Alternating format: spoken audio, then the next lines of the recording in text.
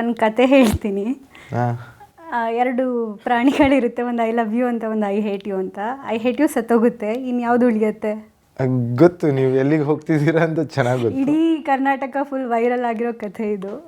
ಆ ಕತೆ ನಾನು ಹೇಳಿದ್ಮೇಲೆ ಗೊತ್ತಾಗಿರುತ್ತೆ ಈ ಕತೆ ಇದೆ ಅಂತ. ಆ್ಯಕ್ಚುಲಿ ನಮಗೆ ಗೊತ್ತು, ಡೀಟೇಲ್ ಆಗಿ ನೋಡಿದವ್ರಿಗೆ ಗೊತ್ತಾಗಿರುತ್ತೆ. ಇನ್ನು ಕೆಲವ್ರು ಏನು ಅನ್ಕೋತಾರೆ, ನೀವು ನಿಜವಾಗ್ಲೂ ಐ ಲವ್ ಯು ಹೇಳಿದ್ರಿ, ಪ್ರೋಮೋದಲ್ಲೆಲ್ಲ ಹಾಗೆ ಕಟ್ ಆಗಿದ್ದು. ಸೊ ರಾಶಿಕಂಗ್ ಐ ಲವ್ ಯು ಹೇಳಿದ್ರು ಸೂರಜ್ ಅಂತಾನೆ ಜನ ಫಿಕ್ಸ್ ಆಗ್ಬಿಟ್ಟಿದ್ರು.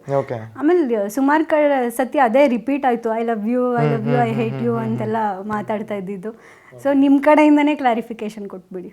ಸೊ ಅದೇ ಆ ಜೋಕ್ ಹೇಳ್ತಾರೆ, ನಾನು ಸ್ವಲ್ಪ ಡಲ್ಲಾಗಿ ಕೂತಿರ್ತೀನಿ, ಒಂದು ಜೋಕ್ ಹೇಳ್ತೀನಿ ಅಂತಾರೆ, ಓಕೆ ಹೇಳು ಅಂತಾರೆ. ಅದೇ ನೀವು ಹೇಳ್ದಂಗೆ I love you I hate you ಅಂತ ಇರ್ತಾರೆ. ಐ ಹೇಟ್ ಯು ಹೊಟ್ಟೋದ್ರೆ ಯಾರು ಉಳ್ಕೋತಾರೆ ಅಂತ ಕೇಳ್ತಾರೆ. ನಾನು ಗೊತ್ತು, ನಾನು ಹೇಳಿದ್ರೆ ನಾನು ಹೆಂಗೆ ಕೇಳಿಸ್ತೀನಿ ಅಂತ ಗೊತ್ತು. ನಾನು ಹೇಳಲ್ಲ ಹೇಳು ಹೇಳು ಅಂತ ಅವ್ರು ಹೇಳ್ತಾರೆ. ಓಕೆ ಐ ಲವ್ ಯು ಅಂತ ನಾನು ಹೇಳ್ತೀನಿ, ಅದಕ್ಕೆ ಅವರು ಐ ಆಮ್ ನಾಟ್ ಇಂಟ್ರೆಸ್ಟೆಡ್ ಅಂತ ಅವ್ರು ಹೇಳ್ತಾರೆ. ಅಷ್ಟೇ ಆಗಿತ್ತು. Apart from that this nothing. Okay, ಇನ್ನು ಸೂರಜ್ ಅವ್ರಿಗೆ ಇಡೀ ಮನೆಯಲ್ಲಿ ರಾಶಿಕನ್ ಬಿಟ್ಟು ರಘು ಜೊತೆ ಅಥವಾ ರಕ್ಷಿತಾ ಜೊತೆ ಒಳ್ಳೆ ಬಾಂಡಿಂಗ್ ಇತ್ತು. ಅಫ್ಕೋರ್ಸ್ ರಾಶಿಕಾ ಅವ್ರ ಜೊತೆಗೂ ಇತ್ತು. ಬರುವಾಗ ತುಂಬ ಹತ್ತಿದ್ದು ರಕ್ಷಿತಾ. ಅವ್ರಿಗೆ ಬಾಯಿ ಹೇಳೋಕ್ಕಾಗದೆ ನೀವು ಹೊರಗೆ ಬಂದಿದ್ದು ಎಷ್ಟು ಬೇಜಾರಿದೆ? ಅಥವಾ ಯಾರನ್ನು ತುಂಬ ಮಿಸ್ ಮಾಡ್ತೀರಾ ಇವ್ರು ಅಲ್ಲದೆ? ರಕ್ಷಿತಾ, ರಘುವಣ, ರಾಶಿಕಾ ಬಿಟ್ಟು ಅವ್ರು 3 ಜನ ಆಬ್ವಿಯಸ್ಲಿ ಮಿಸ್ ಮಾಡ್ತಿರ್ತೀರಾ. ಅಶ್ವಿನಿ ಮ್ಯಾಮ್ ಇದ್ದಾರೆ. ಅಶ್ವಿನಿ ಮ್ಯಾಮ್ ಲೈಕ್ ರಘು ಸರ್ಗಿಂತ ಜಾಸ್ತಿ ಮಿಸ್ ಮಾಡ್ಕೊಳ್ಳೋದು ನಾನು ಅಶ್ವಿನಿ ಅವ್ರನ್ನ. So Ashwini ma'am. ಇಡೀ ಮನೇಲಿ ಯಾರು ತುಂಬ ಚೆನ್ನಾಗಿ ಆಡ್ತಿದ್ದಾರೆ, ಇವರೇ ಗೆಲ್ಲಬೇಕು ಅಂತ ನಿಮ್ಗೆ ಅನ್ಸುತ್ತೆ? ಗೆಲ್ಲಬೇಕು ನನಗೆ ಅನ್ಸೋದು, ನನಗೆ ಆಬ್ವಿಯಸ್ಲಿ ನಾನು ಅಶ್ವಿನಿ ಅವ್ರು ತಪ್ಪಿದ್ರೆ ರಾಶಿಕಾ ಅಂತ ಹೇಳ್ತೀನಿ. ಯಾರು ಗೆಲ್ತಾರೆ ಅಂತ ಕೇಳಿದ್ರೆ ನಾನು ಗಿಲ್ಲಿ ಹೆಸರು ತಗೋತೀನಿ.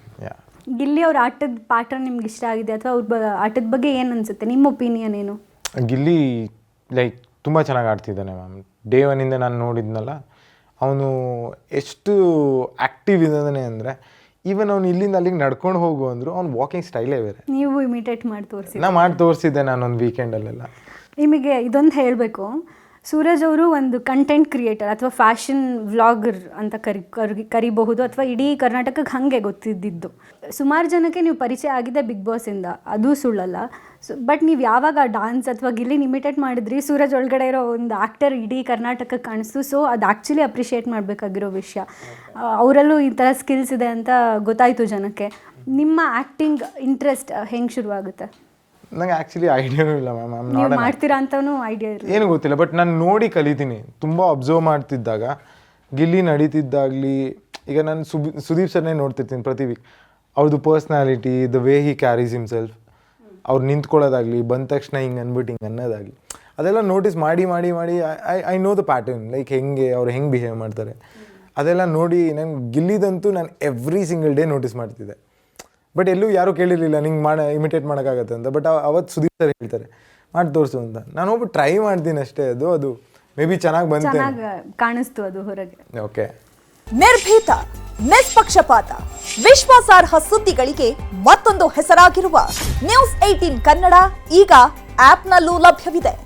ದಯವಿಟ್ಟು ಇಲ್ಲಿರುವ QR ಕೋಡ್ ಸ್ಕ್ಯಾನ್ ಮಾಡಿಕೊಂಡು ಆಪ್ ಡೌನ್ಲೋಡ್ ಮಾಡೋದಕ್ಕೆ ಮರಿಬೇಡಿ. ನಿಮ್ಮ ಬೆಂಬಲ ಹೀಗೆ ಸದಾ ನಮ್ಮೊಂದಿಗಿರಲಿ. ಧನ್ಯವಾದ.